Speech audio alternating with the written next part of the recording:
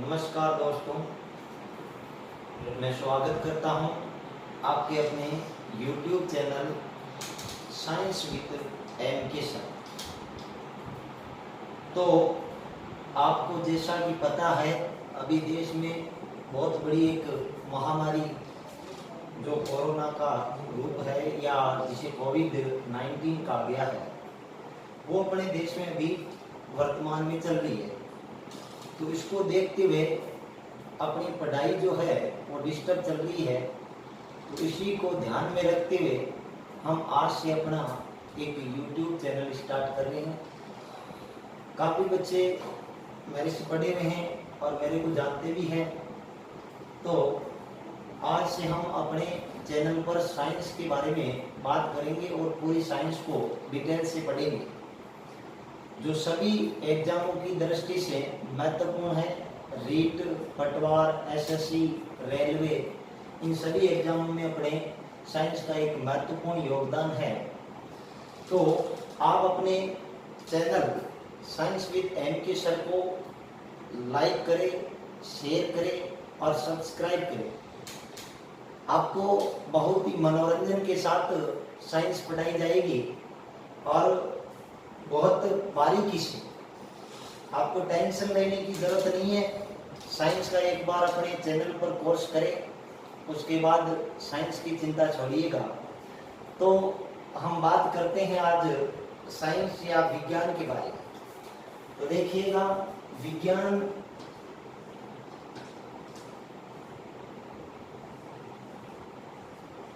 जिसे अपन साइंस कहते हैं, तो विज्ञान या साइंस होती क्या है, इसकी परिभाषा हमें पता होनी चाहिए कि विज्ञान कहते किसको है। तो प्रकृति जो होती है, प्रकृति माने नेचर, प्रकृति या नेचर के क्रमबद्ध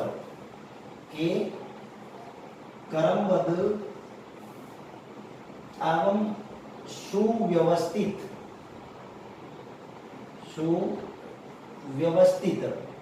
तथा प्रयोगों द्वारा प्रमाणित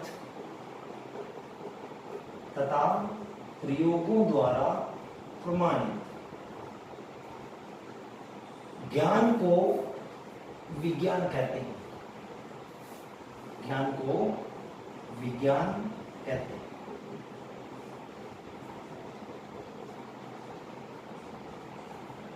अब विज्ञान जो शब्द है या साइंस जो शब्द है, वो अपने लैटिन भाषा के, इसकी उत्पत्ति जो हुई है वो लैटिन भाषा के साइंटिया शब्द से हुई है। कौन से शब्द से? साइंटिया शब्द से हुई है। साइंटिया शब्द से हुई है, जिसका अर्थ होता है टू नाउ। जिसका अर्थ होता है टू नाउ।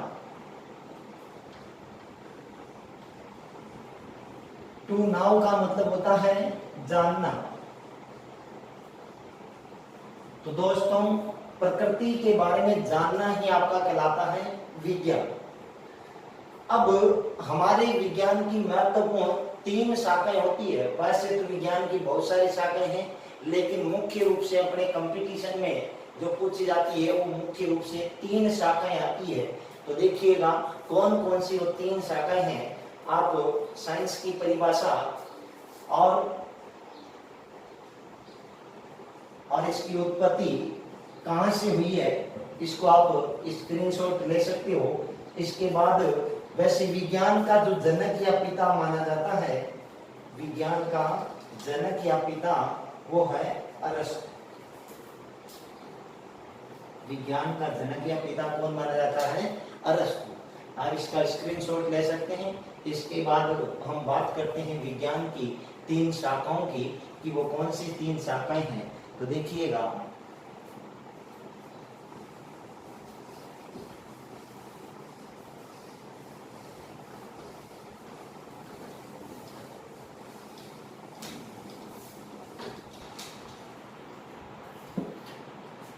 हाँ दोस्तों, देखिएगा विज्ञान की मुख्य रूप से 3 शाखाएं हैं।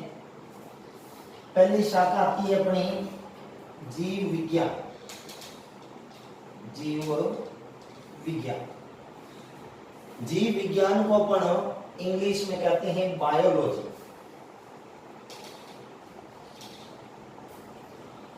जीव विज्ञान को कहते हैं बायोलॉजी। दूसरी शाखा आती है अपनी रसायन विज्ञान। रसायन विज्ञान जिसको अपन कहते हैं केमिस्ट्री। दूसरी शाखा अपनी रसायन विज्ञान या केमिस्ट्री। तीसरी शाखा है अपनी भौतिक विज्ञान। तीसरी है भौतिक विज्ञान जिसको कहते हैं फिजिक्स। तीसरी विज्ञान की शाखा है अपनी फिजिक्स। अब देखिएगा यहीं से अपना प्रश्न बनता है दोस्तों, और बहुत बार पूछा भी जाता है कि जीव विज्ञान जो है वो क्या होती है। तो विज्ञान की वो शाखा होती है जिसमें हम जीवों के बारे में अध्ययन करते हैं। बायो माने होता है जीव, लॉजी माने है अध्ययन करना। तो जीवों के बारे में जिस विज्ञान में अध्ययन करते हैं उसी को कहते हैं अपन जीव विज्ञान। अब जीव विज्ञान जो है इसके जनक या पिता जो माने जाते हैं वो है आपके अरस्तु। जीव विज्ञान के जनक या पिता कौन है? अरस्तु।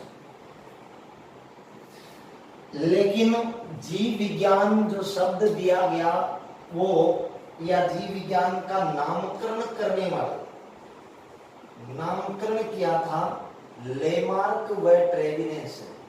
लेमार्क व ट्रेविरेंस, लेमार्क और ट्रेविरेंस दो वैज्ञानिक थे जिन्होंने मिलकर जीव विज्ञान का नाम दिया था। अब बात करते हैं केमिस्ट्री के जनक। केमिस्ट्री के जनक, तो केमिस्ट्री के जनक जो है अपने लेवोसियर। केमिस्ट्री के जनक माने जाते हैं लेवोसियर। और भौतिक विज्ञान जो है इसके जनक माने जाते हैं sir Isaac Newton. Sir Isaac Newton. तो न्यूटन साहब को कहते हैं भौतिक विज्ञान का पिता। तो दोस्तों यहां से बहुत बार प्रश्न पूछा जाता है कि रसायन विज्ञान के जनक या पिता कौन है? तो लेवोसियर है। जीव विज्ञान के जनक या पिता कौन है? तो अरस्तु है। और इसका जीव विज्ञान का नाम देने वाले कौन थे? तो लेमार्क और ट्रेविरेंस दो वैज्ञानिक थे। और भौतिक विज्ञान के पिता या जनक है आपके सर आइजक न्यूटन। अब हम बात करते हैं बायोलॉजी या जीव विज्ञान के अंदर, तो आप इसको नोट कर सकते हो या स्क्रीनशॉट ले सकते हो। इसके बाद हम बात करते हैं बायोलॉजी या जीव विज्ञान।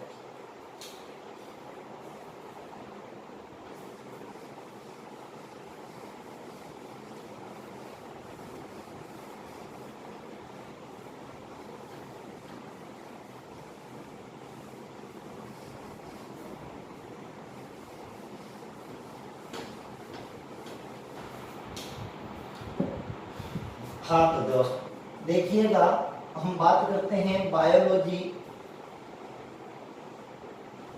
या जीव विज्ञान।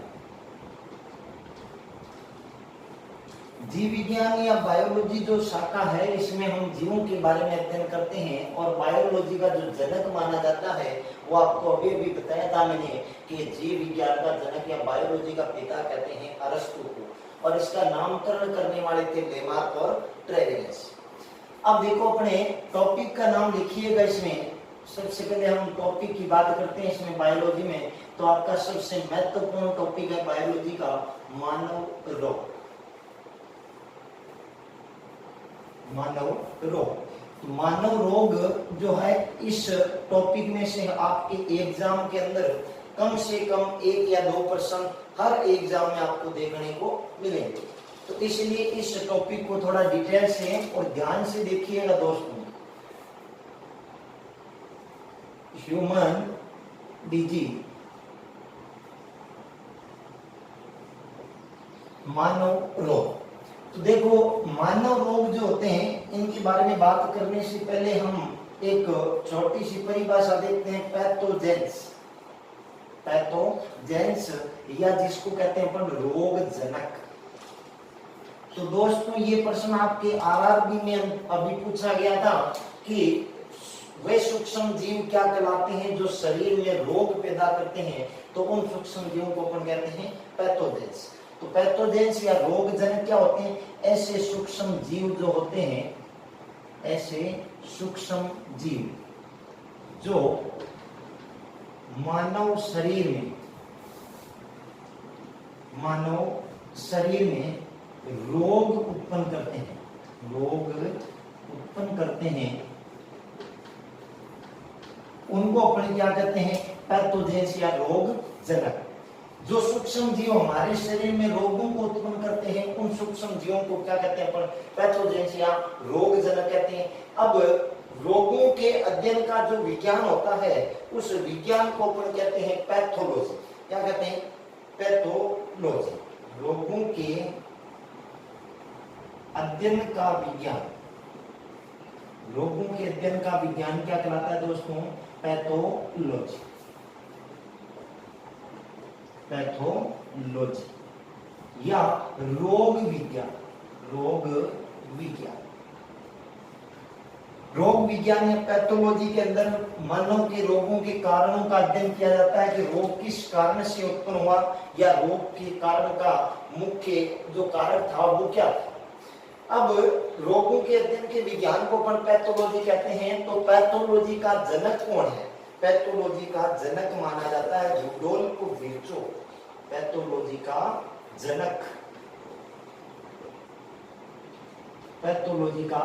जनक रुडोल्फ विर्चो है।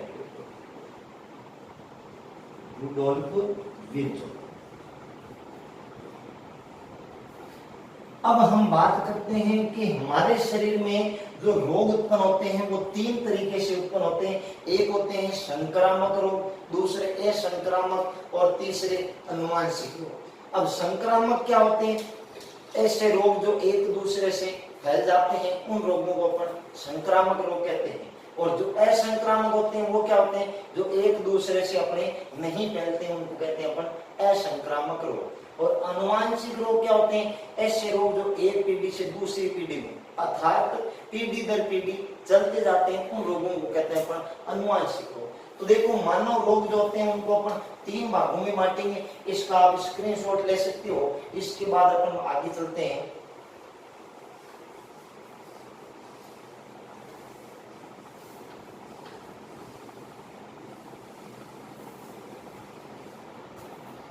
तो देखिएगा दोस्तों, मानव रोग जो है अपने तीन भागों में बटे हुए हैं। तीन भागों में बांटकर इनका अध्ययन करेंगे अपन।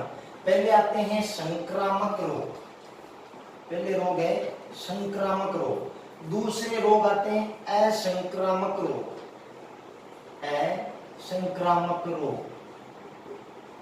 और तीसरे आते हैं आनुवांशिक या जन्मजात। तीसरे हैं आनुवांशिक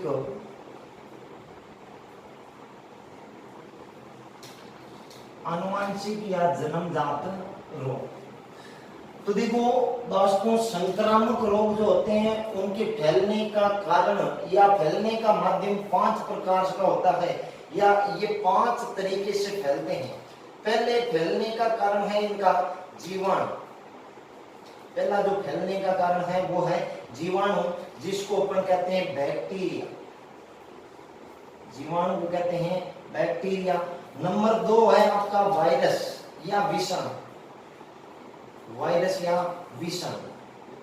अब यहाँ ध्यान रखिएगा, बहुत बार बच्चे गलती कर देते हैं, वायरस विषाणु को बैक्टीरिया कह देते हैं, जीवाणु को वायरस कह देते हैं। यहाँ पे वैसे वे याद रखिएगा, वायरस मतलब विषाणु। और तीसरा प्रोटोजोआ। तीसरा रोग है आपका प्रोटोजोआ जनित। प्रोटोजोआ जनित। और चौथा कारण है इनका फैलने का कवक या फफूंद के कारण।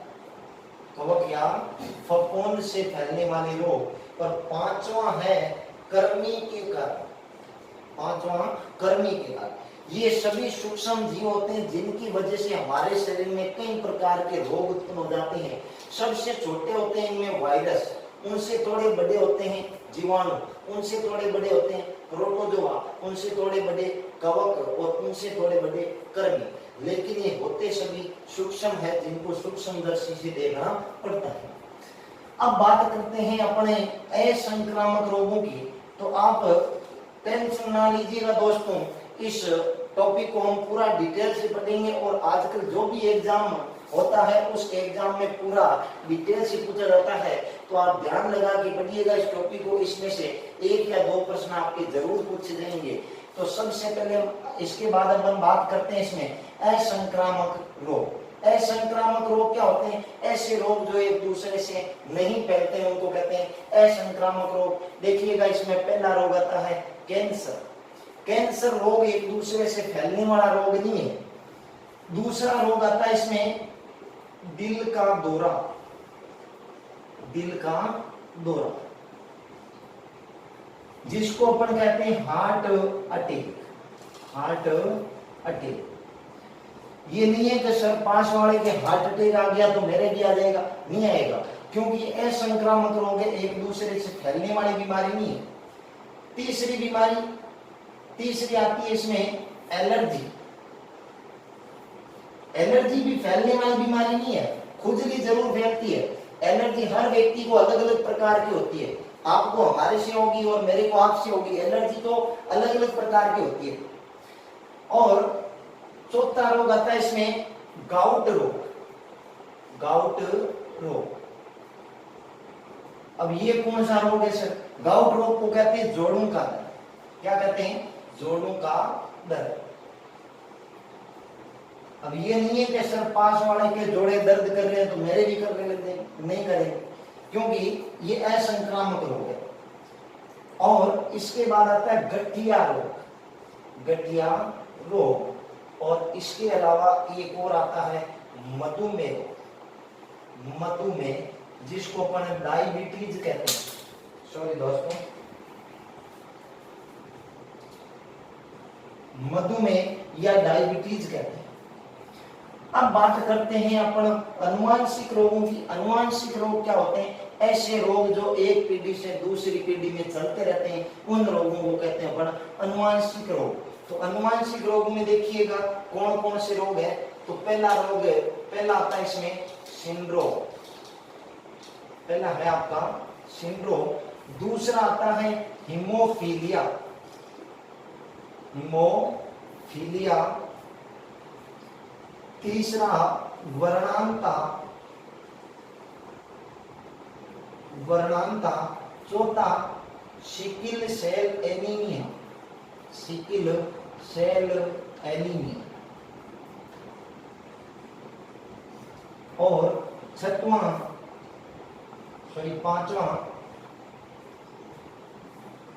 पांचवा है आपका थैलेसीमिया। थैलेसीमिया। तो ये रोग अपने अनुवांशिक रोग है दोस्तों, ये एक पीढ़ी से दूसरी पीढ़ी में चलते जाते हैं। तो इन रोगों के बारे में हम पूरा डिटेल से देखेंगे। टेंशन लेने की जरूरत नहीं है कि सर ये कौन से रोग बता दिया आपने, हमने तो नाम ही नहीं सुना। तो टेंशन लेने की जरूरत नहीं है, एक एक रोग को हम डिटेल से पढ़ेंगे। तो आप इन मानव रोगों के 3 प्रकारों को आराम से डायग्राम बना के लिखिएगा, या फिर आप स्क्रीनशॉट ले सकते हो इसका। चलिएगा, इसका आप स्क्रीनशॉट लीजिएगा। फिर इसके बाद हम बात करते हैं आगे इसमें अनुवांशिक रोगों की। अनुवांशिक रोग क्या होते हैं?